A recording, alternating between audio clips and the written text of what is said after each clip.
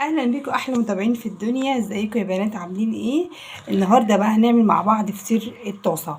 انا عملت العجينه بتاعتي اللي هي دي، بصوا تمام، وكورتها كده كور. عملت ايه؟ هم حبه سكر وحبه ملح وشويه ميه عاديه خالص، وبتسيبيها ترتاح. انا كنت عاملاها من بالليل وسبتها ترتاح. طبعا احنا في الشتاء في العجينه مش هتحصل لها حاجه. سبتها من بالليل لحد تاني يوم تمام. وبعد كده ابتديت بقى ان انا دلوقتي اشتغل فيها. خدت اول كوره تمام وعجنتها، لان الفطير بيحب ان انت تعجنيه كتير، بيطلع حلو جدا.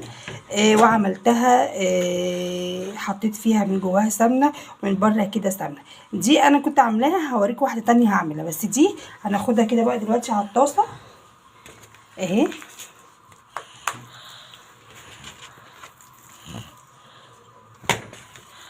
شوفوا عشان العجينه مرتاحه فبتفرد معايا كويس قوي اهي. هنشغل بقى كده، نعلي عليها النار كده شويه وهنسيبها كده اهي. هنسيبها كده بقى على البوتاجاز شويه، ولما تطلع هوريها لكم وهعمل لكم واحده تانية علشان اوريكم انا عملتها ازاي. خليكم معايا دلوقتي بقى يا بنات. هنعمل واحده تانية اهي. بصوا دي كده الكوره التانية، بتعمليها كده اهي وبتقفليها بالشكل ده تمام اهي. تعالوا بقى نفردها مع بعض علشان نحط السمنه من جواها. دي صينيه انا بعمل فيها كده الحاجات دي تمام. بدل ما تفرديها كلها وتبقى كبيره معاكي وتقعدي تقطعي وتعملي، قطعيها كده كور احسن، واعملي كده كل كده كوره لوحدها احسن، هتبقى اسهل عليكي بكتير. وطينا على الفطيره شويه علشان تستوي كمان من جوه. بصوا بقى دي اهي. هنعمل ايه بقى؟ هناخد بقى كده سمنه، نبتدي نحط كده من جوه الفطيره اهي. بصوا طبعا احنا حاطين عليها زيت، انا حاطه عليها زيت كتير. ولما كنت بعجنها بعد ما خلصت عجين، واقول لكم المقادير تاني. الفطير المشلتت يا بنات عباره عن شويه سكر ورشه ملح ودقيق وميه، مش اكتر من كده. بصوا بقى عملناها ازاي اهي تمام. يلا بنقفل. هاتي كده من كل جنب كده وقفليها بالشكل ده اهو، وتروحي مقفلاها كده. سهل قوي يا بنات على فكره، ما بياخدش وقت خالص، وبيبقى طبعا محدش فينا ما بيحبش الفطير.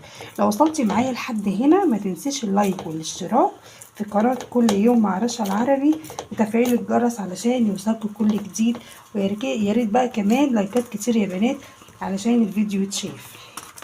بصوا بقى قفلتها اهي، ما فيهاش اي مشكله. هنقلبها بقى على الناحيه التانيه، وهنبتدي ان احنا نعملها كده، نفردها بقى تاني علشان دي اللي هنحطها في الطاسه.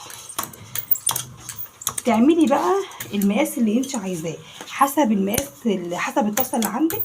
وممكن تعملي في صينيه زي دي، بس ده اسمه يا بنات فطير الطاسه. بدل ما تولعي بقى الفرن وتشغليه وتقعدي بقى تشيلي وتحطي في الفرن، هو فطير الطاسه ده يا بنات بيبقى سهل جدا ومبياخدش وقت خالص. بصوا اهو فردناها كده مع بعض اهي اهي تمام. طب عملنا ايه بقى؟ خلاص فردناها. هنحط بقى السمنه بقى من فوق كده على الوش علشان لما تيجي تستوي يبقى كلها سمنه كده من فوق وتدي طعم حلو قوي. ويا ريت لما تعملي تحطي، يعني هو ممكن يتعمل بالزيت بس السمنه بيديها فعلا طعم حلو جدا، خصوصا لو سمنه بلدي او نيوزيلندي بتبقى تحفه يا بنات، تدي طعم حلو قوي. خلاص انا خلصت كده الفطيره بتاعتي. هستنى لما اطلع اللي هي في الطاسه وهتوريها لكم. هي لسه ما خلصتش اهي. بصوا لسه كده بتستوي. خلاص لما تطلع بقى هوريها لكم. طبعا بنقلبها على الجنب التاني، هتطلع هوريها لكم وهوريكم شكلها عامل ازاي. وهكمل بقى الفطيرتين التانيين اللي معايا. ده يا بنات كيلو دي عملت منه 4 فطاير. كملوا بقى معايا الفيديو هيعجبكم قوي. بقى كده يا بنات بصوا انا كده قلبت الفطيره الناحيه التانيه. بصوا انا طبعا بصوا عامله ازاي، تحفه تحفه يا بنات. الفطير التحفه ده تحفه حلوه قوي وسهل جدا، ما ياخدش معاكي اي وقت خالص. هطلع بقى الفطيره وهخلص اللي احنا عملناها مع بعض دي. وكمان لسه في 2 كمان اهم، لان قلت لك ان انا عملت كيلو دي وطلع منه 4 فطاير. لو عايزه تصغري ممكن تعملي كميه اكتر، ممكن يطلعوا منك 6 ولا حاجه. خليكم معايا لاخر الفيديو. بصوا بقى يا بنات، بصوا شايفين الحلاوه؟ بصوا ادي الفطير اهو بعد ما طلع. عايزه اقول لكم سخن جدا اهي. بصوا شايفه طري ازاي ومورق وتحفه تحفه يا بنات. شايفين حلو قوي ومقرمش كده معانا وطري كمان في نفس الوقت، يعني جميل. اعملي فطير الطاسه ده حلو قوي يا بنات، حلو قوي وما بياخدش وقت خالص. زي ما قلت لكم انا بس عملت معاكم واحده واللي انا وريتها لكم واللي انا كنت عاملاها الاولانيه برده. بس انا عشان ما بحبش اطول وقت الفيديو، لاني ما بحبش بجد اطول على الناس، لاني انا ببقى عارفه ان الناس بتمل من الفيديوهات الطويله. فعلى قد ما بقدر بحاول ان انا اقصر من الفيديوهات بتاعتي، بوريك الفكره وبوصل لك كمان بقول لك على المقادير، بتبقى سهله جدا. بصوا بقى الفطير ده اللي اعمليه والله ما هياخد منك وقت. انت بس عجني العجينه وسيبيها ترتاح. وانا زي ما قلت لك انا عامله كيلو وطلع 4 فطاير اهم ما شاء الله. بصي حجمهم كمان حلو قوي اهي. شايفه؟ ممكن تصغري لو انت عايزه تصغري مفيش مشكله زي ما انت عايزه، بس هيطلع معاكي تحفه. الفطير دلوقتي يا بنات المشلتت غالي جدا. بشوف اسعار والله بجد مهوله يعني. فبدل ما تعملي تجيبي من بره وبتشتري وتكلفي نفسك، اهو بصي من كيلو دي عملنا 4 فطاير حلوين قوي قوي وتحفه.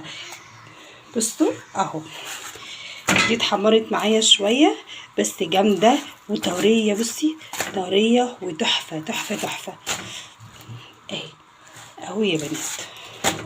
يلا بقى اعملي الفطير لاولادك ووفري فلوسك واعملي حاجتك بايديك وحاجه نظيفه. مش قادره اقول لكم الريحه عامله ازاي، ريحه تحفه تحفه جامده. ماشي يلا اشوفكم بقى ان شاء الله فيديو جديد. بس ما تنسوش بقى لايكات والكومنتات الحلوه بتاعتكم اللي انا بحبها.